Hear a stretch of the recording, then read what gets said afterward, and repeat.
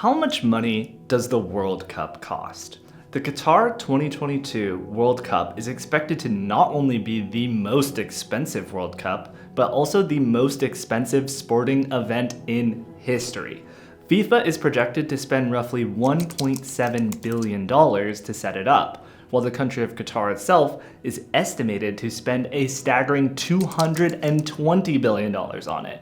So how much is the 2022 World Cup expected to rake in? And will the cost be worth it for the country of Qatar?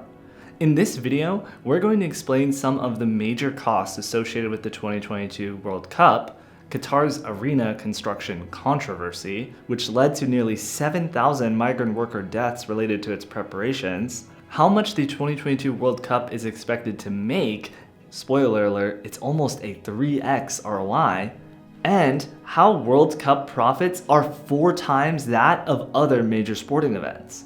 Real quick, this video was made possible by UExec's 2023 calendar presentation template, which you can download and customize with the link in the description.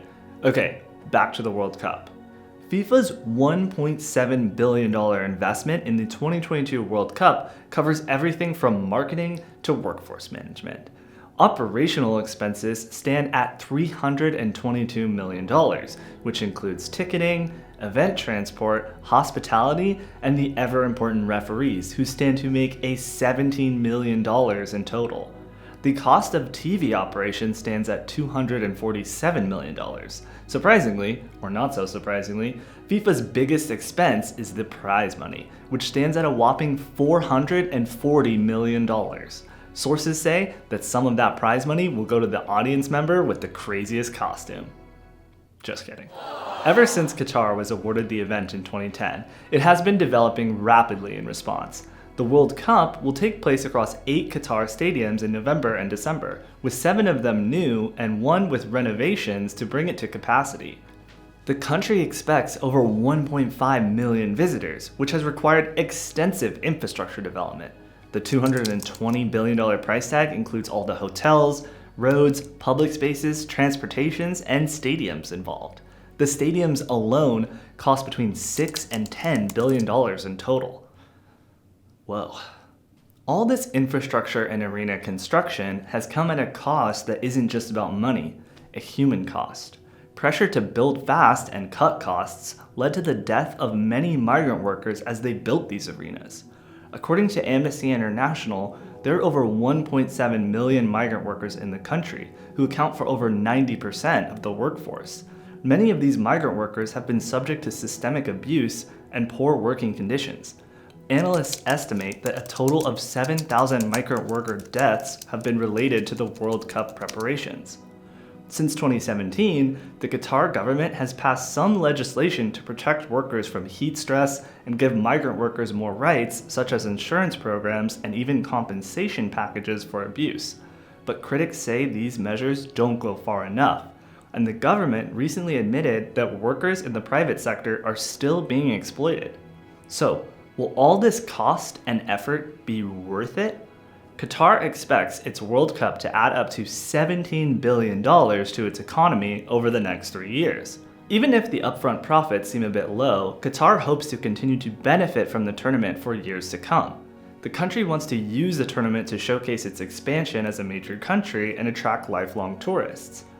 Interestingly, Qatar has a total ban on alcohol, making it the first tournament where alcohol will be banned completely, which could significantly impact the decisions of fans during the event, aka a lot less wasteful spending, or wasted spending, on drinks and assorted knickknacks.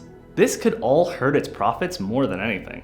But the big winner is likely to be FIFA. For the 2014 Brazil World Cup, FIFA spent $2.2 billion and earned $4.8 billion in revenue. That's a pretty good return on investment. With lower expenses for 2022, it's safe to say that FIFA will make even more off of this year of the event in Qatar. Football remains the single most popular sport in the world, and with great popularity comes great revenue.